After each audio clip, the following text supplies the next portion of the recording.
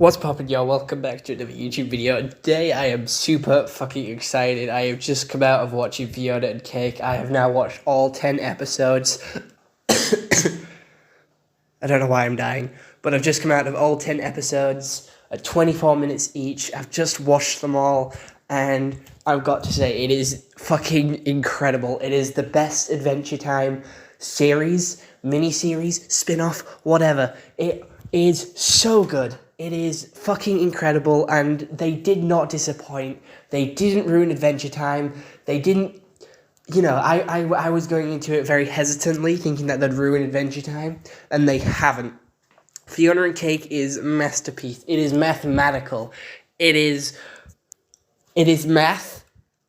It is incredible, and I can't wait to talk about it. So, let's get into it. So basically, Fiona and Cake is a series where Fiona and Cake have adventures in the land of Ooo. But basically how it starts out is each episode is given a title of a character which we follow for that episode, or that is introduced into that episode, or is a plot point or plot device for the episode. So basically, first episode is being introduced to Fiona's and Cake's non-magical world, where Cake is just an ordinary cat. Fiona has a bus job, and she had a really cool Sailor Moon-esque type dream, and she goes off and just wakes up from it, does her regular day-to-day stuff, goes to see Marshall Lee, goes to see Prince Bubblegum, but obviously not Prince Bubblegum, his name is Gary, and just doing day-to-day normal basic lives. But at the end of the episode, Cake jumps into an ice cream cart and disappears through a magic portal. Episode 2 is Simon Petrikov, where we take a look at Simon's adventure, where he is basically in the land of Ooo, and Finn helps him cure his depression because he lives on Human City, which is floating above the land of Ooo, and he is living in a museum for the 20th century men. They then go to the bar every night, drink away his troubles. Finn's there, and everyone wants to hear about his old stories, Fiona and Cake. Finn likes them, Jake loved them, and he just wants to reminisce. Even a couple of kids wanted to hear about it back at the museum, but he closed them all out, ignored them all, and told them all no to go away. That was a part of his life he doesn't want to talk about anymore. He then goes on an adventure with Finn, ends up hating it, ends up being really scared, ends up not enjoying himself, and wants Finn to leave him alone, so he says he's all better and he's no longer in his bad sort of funk that he's in. He then goes back to his house and tries to summon his girlfriend, Betty, tries to get back to her, and ends up summoning Cake instead. He is using Choose Goose as a magic battery, because Choose Goose always shows up. Choose Goose is always here, and he's fucking legendary. I love Choose Goose, he's so funny and always makes me laugh. But he summons Cake, and that's where the episode ends. The episodes always end on a cliffhanger, which I do understand that, because it did sort of run throughout the month, and it came out every Friday or so often, every Thursday, whenever. So I do understand why it ended on a cliffhanger every time. But we then go on Cake's adventure through the world of Ooo. Simon gives her a talking necklace like Doug from Up, and he continues going on throughout the world. She gets into a lot of trouble, and then by the end of the episode, Simon tries to do the magic again and summons Fiona to the world, who then just leaves Simon and goes to find Cake, meets up with a kid that loves Fiona and Cake, and they go find Cake, and they get summoned to Prismo's office.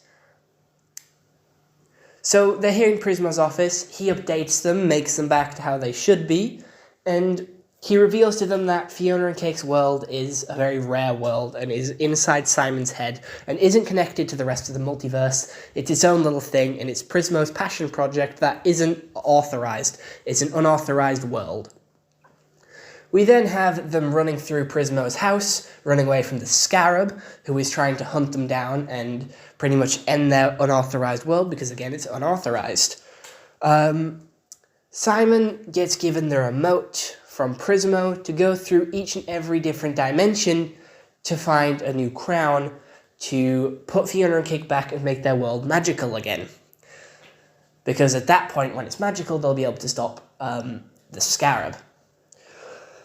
We then go to the first world where magic never existed, where Finn actually found the crown, and it is run by apocalyptic wasteland. We have Finn here again as an adult after ditching and destroying the crown. We have his 5 children, and we have the clans who are running for these different sections of Ooo. We have the Destiny clan, and Destiny, his daughter, and one of Finn's sons loves. So Finn's son and Destiny are going out. They meet at the crater where the crown was found every night, and the jewel from the crown was found there, and that is a gift that Finn's son gave Destiny, which is making her ill. Her dad then tries to pin them against each other, saying that he only gave it to her to make her ill and to kill her and destroy the Destiny clan. Finn then comes through with a flamethrower, starts attacking the Destiny clan to save his children, Fiona, Cake, and Simon. But then Scarab comes, the Destiny clan runs away, and it is up to Finn to fight the Scarab. Simon, Fiona, and Cake then run away and go to the next world, which is the Winter Wonderland.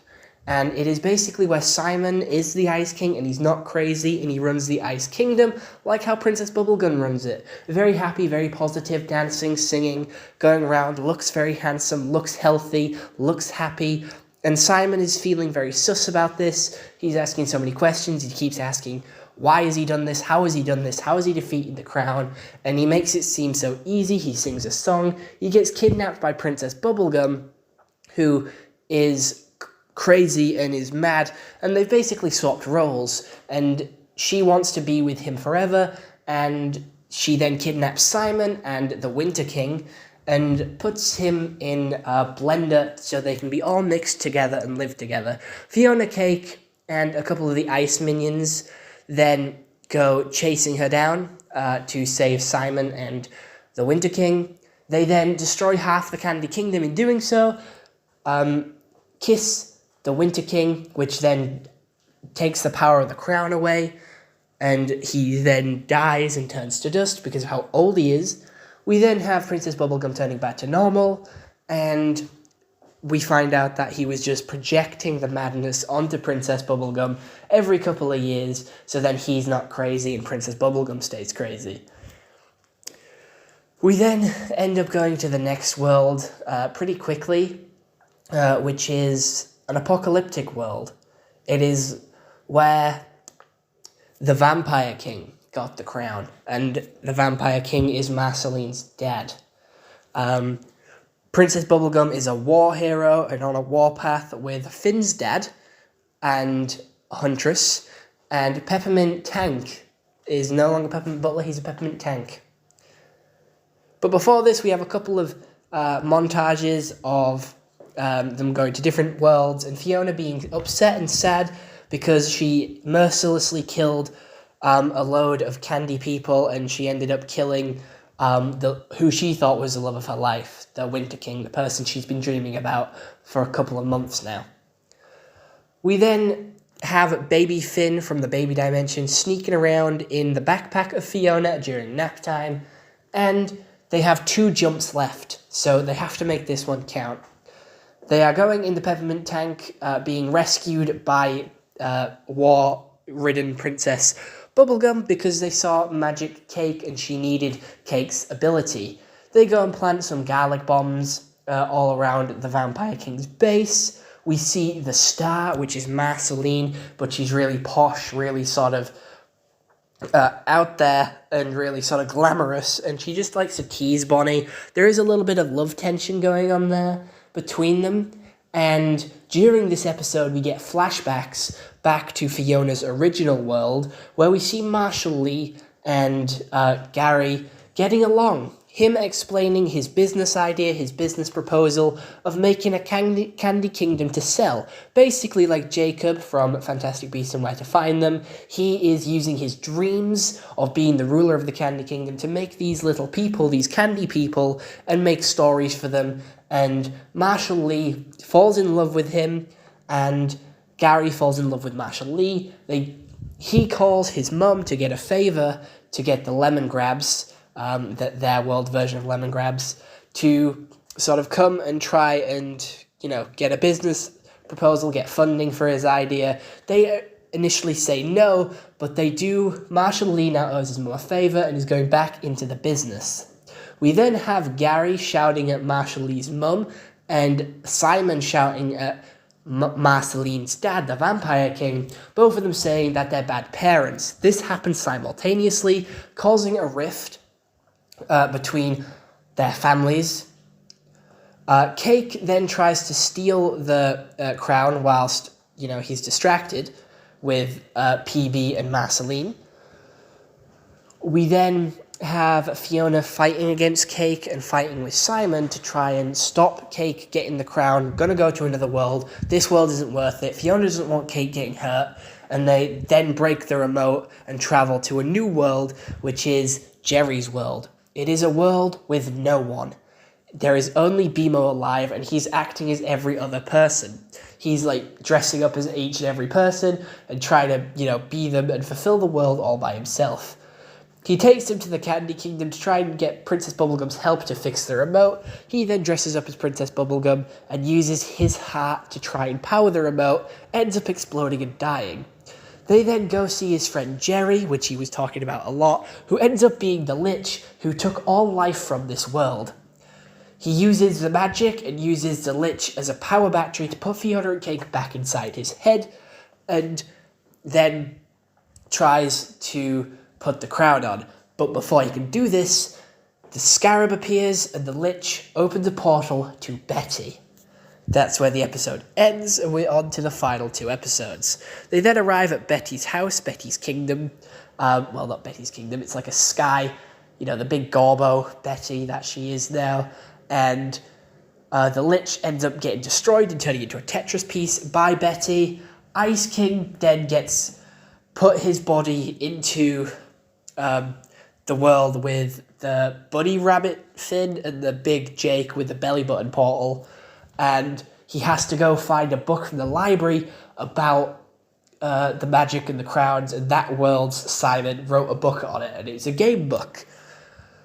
Meanwhile, the Scarab is also there, and Betty splits him into loads of baby scarabs, which all crawl inside Simon's head, coming out in Fiona's world.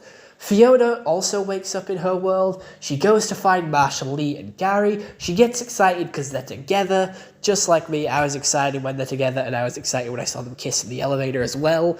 I really like Marshall Lee. He is my favorite character from Fiona and Cake. I just think he's really cool. But anyway, then the Scarabs start coming out, and they're introduced to Cake because she was acting as Fiona's pants. And they get scared, obviously, because they're not expecting Cake to be a magical cat. Cake then sits them down, explains what she is, and then they start getting attacked. Huntress also appears here as a gardener. They trap all the Scarabs in jars, bags, boxes, whatever, and keep them hidden in, Fiona's apartment. Keeping it going. Marshall Lee and Gary want to ask if they're still going to be in a relationship, still going to be together when Simon puts on the crown and everything turns magical again. We then have a big fight with a Scarab and a big fight because LSP from that world loves animals, loves them, wants to help them, thinks he can talk to animals, and he sets them all free when they all leave the room to go find a magic portal to go check on if Simon's okay.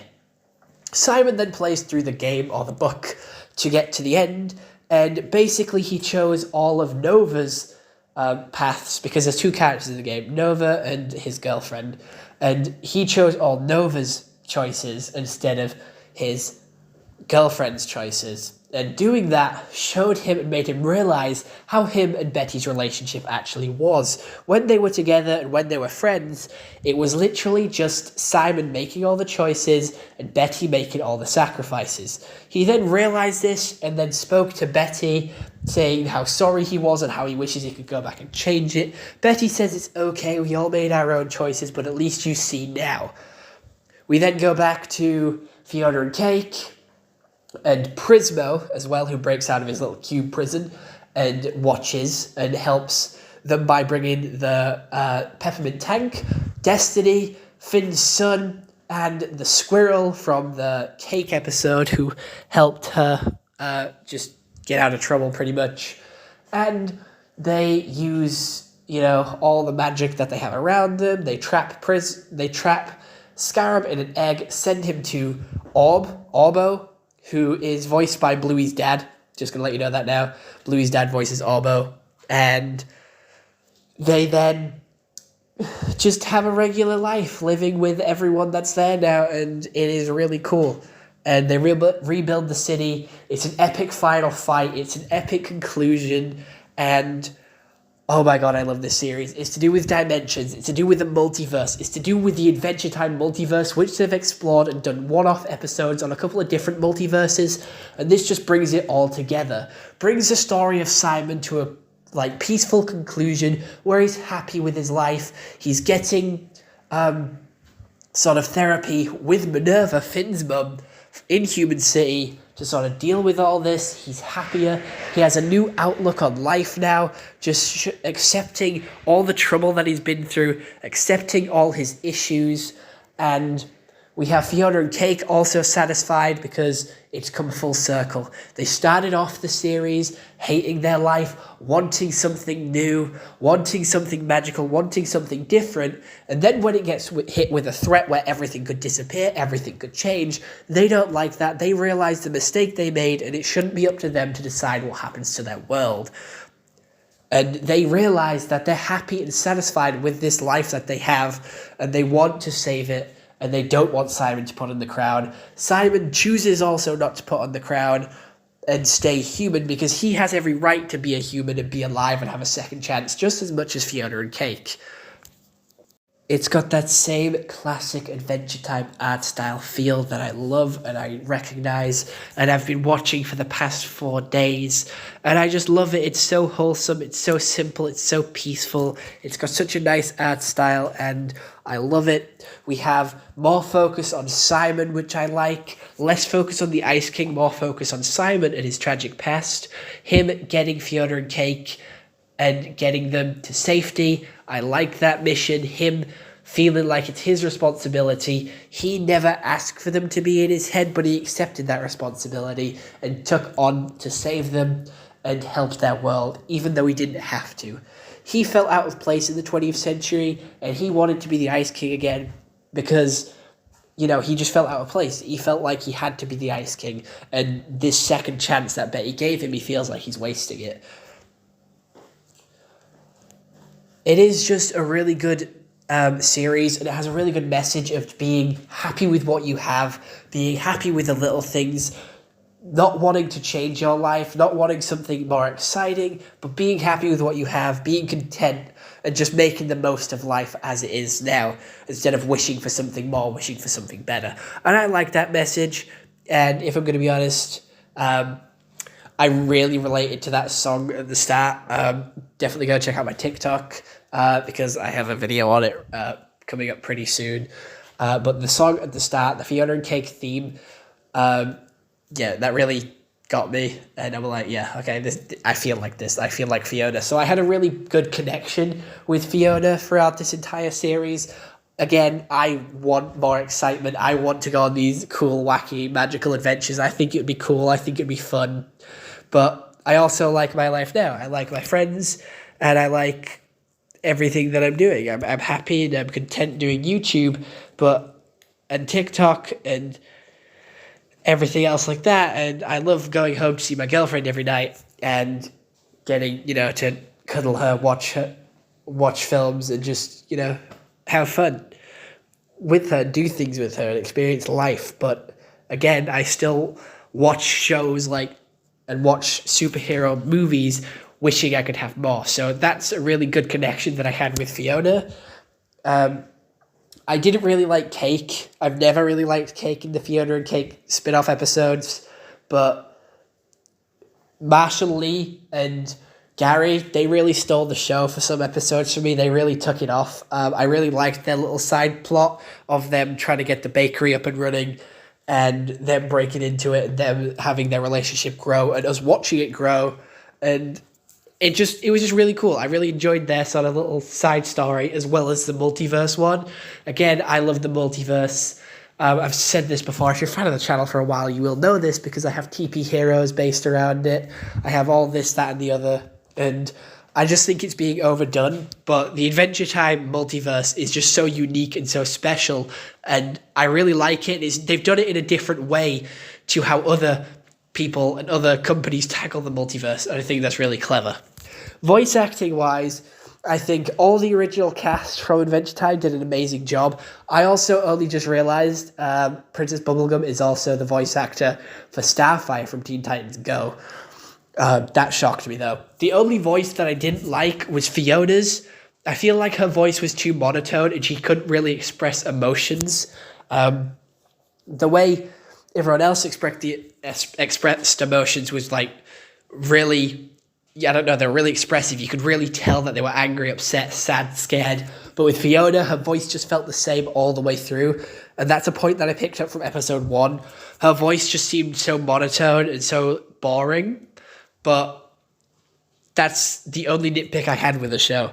Everything else was really cool. It was all paced really nicely, with each world getting one episode, each character getting an episode to focus on them to the start, with Fiona, Cake, and Simon all getting their own episodes, all sort of basing their characters and how they are currently in the Adventure Time sort of story, in the Adventure Time lore, and just how they are going to progress forward. And I like how it's come to a full, solid conclusion with them changing their way of thinking right from the start.